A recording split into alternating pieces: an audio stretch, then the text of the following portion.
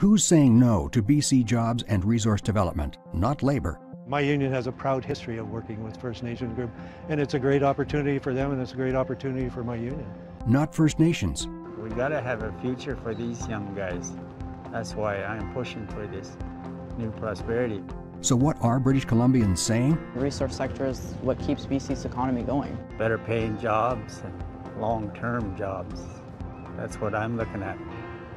And it's going to be good for our young people. Does BC benefit from a growing resource economy? It's a simple answer, yes.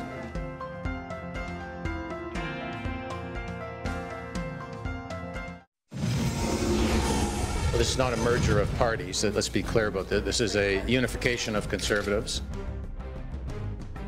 It was a surprising move that shocked many political watchers across the country. Former Wildrose leader Danielle Smith and 8 of her colleagues have crossed the floor to Alberta's governing PCs. Alberta Premier Jim Prentice is calling the move a unification of Conservatives. But isn't our democracy based on a multi-party system?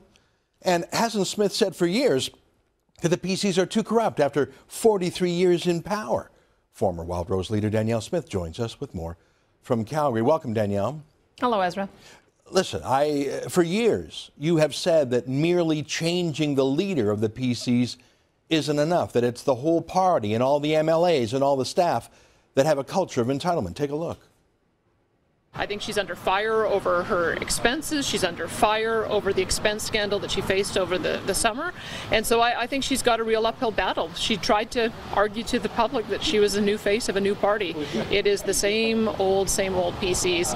And I think that people are beginning to realize that you can change the leader, but you can't change the party. Danielle, why are you suddenly okay with an entitled party of PC insiders? They changed one MLA at the top, but the rest of them are the same.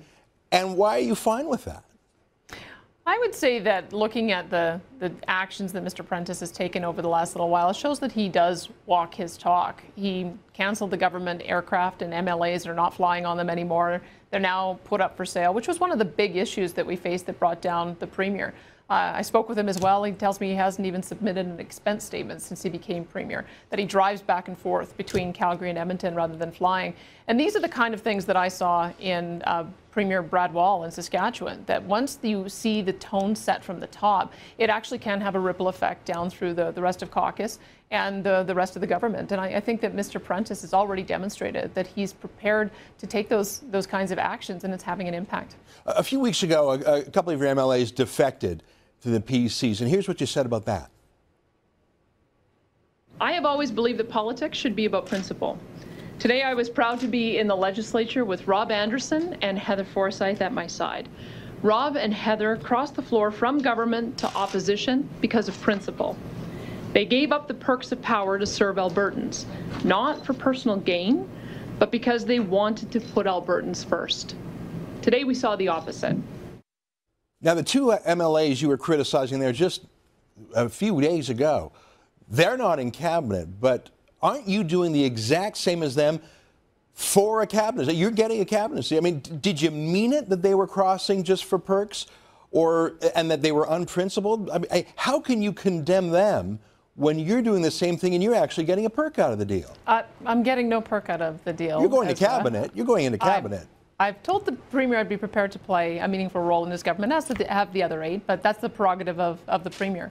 The issue that I had a couple of weeks ago is I don't know what arrangement Carrier Ian had when they decided to make the decision, but I do know what conversations I had with the Premier. But the public doesn't know. Your conversations were secret just like theirs were. The Premier and I, no, we've made them public. The Premier and I sat down and we talked about a list of 10 core principles, values, and policies that he supports and I support. And it seemed to me when I put them side by side, they lined up exactly with what the Wildrose wanted to do. And so why do you have 2 Conservative parties that are advocating for essentially the same thing, hammering it out tooth and nail, and allowing Liberals and NDs and others to slip up the middle? That to me was the lesson. What do you mean slip up the middle? In the last election, you and the Conservatives got about 80% of the vote combined. In the last 4 by-elections, the Liberals got 10%, the NDs got 9%, the Alberta Party got 1%. There is no slipping up the middle. This is you know, Prentice had a majority on his own. There's no slipping up the middle here. I think we took different lessons from the by-elections, and that was really what got me started thinking about what we needed to do as a party.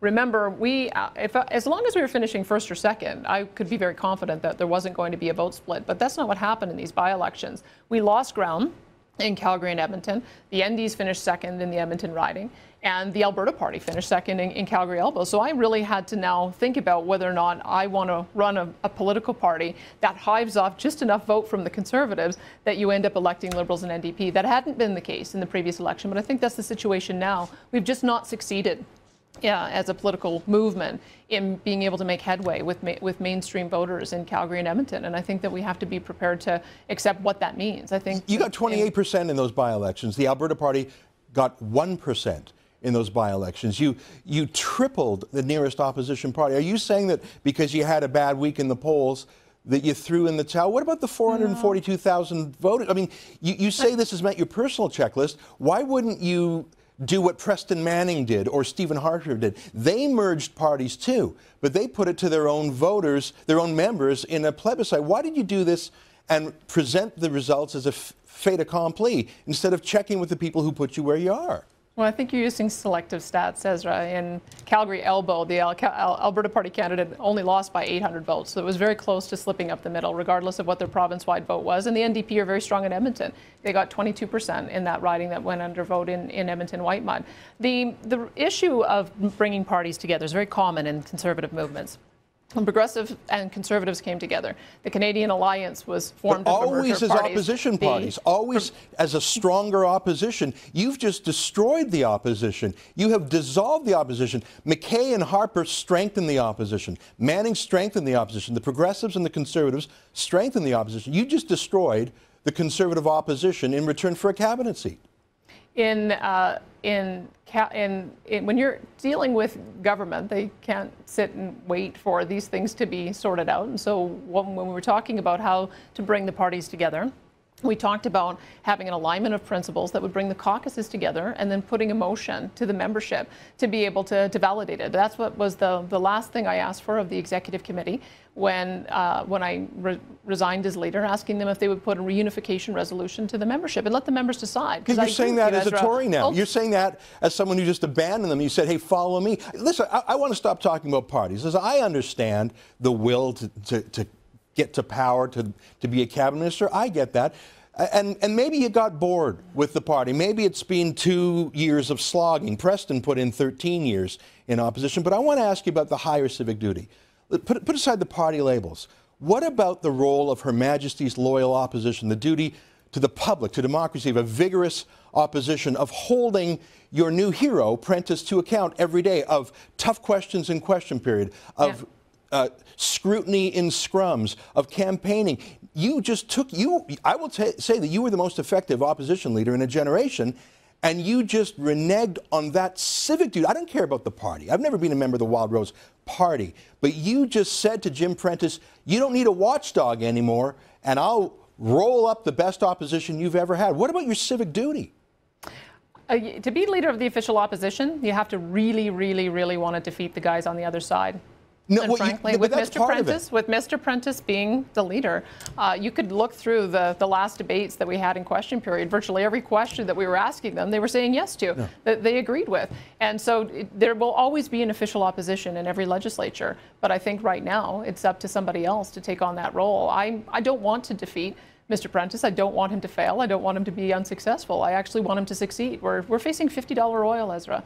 And we're in a situation in Alberta where very serious choices have to be made. Well, to me, bringing Conservatives together under one banner to be able to make sure that the tough decisions get made, they get debated in caucus, they get sold to the public, was very important to me. And so you think the debate should be in the caucus? So you think the debate should just be in a secret, private caucus meeting instead of in the public legislature? Well, I think you know how budgets are made. When the official opposition gets to see the budget, all of the decisions have already been made, and then you're trying to argue on different line items. I think that there's a lot of work. So a waste of time, eh?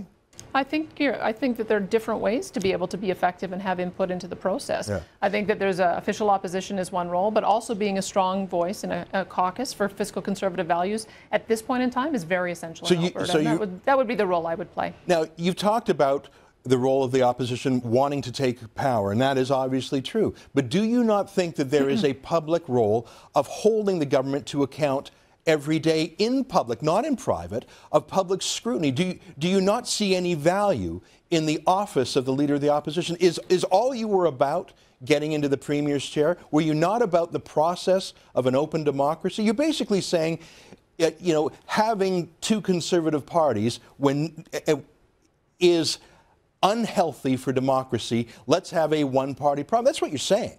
Well, having two conservative parties that agree on exactly the same issues is counterproductive. But you don't even know. You don't even know what the issues are, because you had a pleasant meeting with him. He said a few kind things, and so you're packing it up. You don't know what his next budget looks like. You don't know what the problems will be. You're saying in advance you're giving him a carte blanche, and you're not going to scrutinize him. I think you're letting, not just, forget about ideologues, you're letting the system down. Well, I disagree. I mean, we have a statement of principles of 10 core areas of policy that we agree on. The ones most important to me are balancing the budget, paying off the debt, making sure we have a system for protection of property rights and repealing some of the bad legislation that's been passed, and fixing our healthcare system. And I have to tell you, I think this Premier has the resolve to do all of those things. The previous three administrations did not. But he could have done it by himself. He already has a majority. You're actually bringing nothing to him. He already had the votes to pass any bill he wants. All you're not strengthening him. He has a majority. You're just undermining the public scrutineers in Parliament. I got one last question for you, and it's about your statement that you've made before about recall. You have said you believed in MLA recall, that the right of local voters to petition to force a by-election when their MLA goes off course. And I know one of your former volunteers, Caitlin Madliner, has started a website called recalldanielle.ca. I understand there's been about 3,000 people signing that so far. We're going to be talking to her later on the show. Do you still believe in the right of voters to recall you? I mean, wouldn't that put to bed all these questions of your democratic legitimacy if you ran in a by-election? Well, as you know, how recall works is you have to get 20% of the eligible voters in the constituency to make the decision that they want to force a by-election. Or you could volunteer for a by-election. You could call a by-election by resigning today. Well, I'm going to do a lot of consultation over the coming weeks. What could be a bigger consultation than a by-election? Well, as you know, Ezra, we're very close to a general election. There could be a general election within the next year. Ultimately, voters will have their say on whether or not they agree with this decision.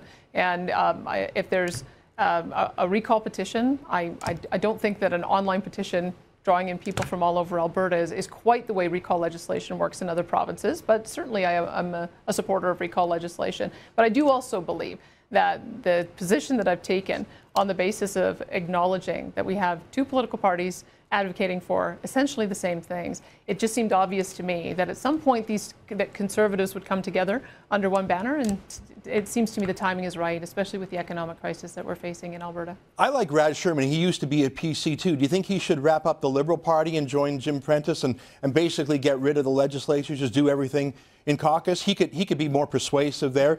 There's actually a lot of similarities. He used to be. Do you think the Liberals should fold up their tent and join you too? Well, I think that there's probably a need for an alignment on the progressive side of the spectrum as well. I think part of what you see in Western Canada is that parties have coalesced around a progressive conservative and a conservative alternative. Alberta is the only province where I think there's 5 or 6 or 7 political parties. And so it could well be that there does need to be a realignment on the progressive side of the spectrum. That's not my issue. My issue is in aligning conservatives under one banner. Yeah. I think you've abandoned 442,000 people. I think you did it in the dead of night. I don't think you have a justification for it. I don't think you united the right. He already had a vast majority, and you were the number 2 by far. I think you sold out. Ezra, you will have to agree to disagree. If Alison Redford had come calling, or Premier Stelmach had come calling, or Dave Hancock had come calling, it would have been a very different discussion. But when you're talking with somebody who agrees in fundamentally all of the things that you want to implement, you have to be honest about whether or not it's time to bring people together under one banner, and that's what we did.